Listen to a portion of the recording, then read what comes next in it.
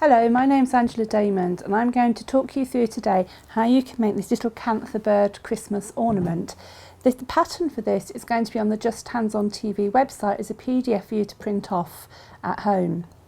When you get the pattern, what you need to do first of all is transfer it onto fabric. I've started off my thread here with a little knot at the back, which I've pushed into the layers, and with Kantha it's just simply a running stitch.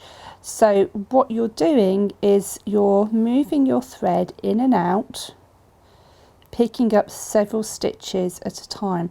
You could actually do whatever you wanted to.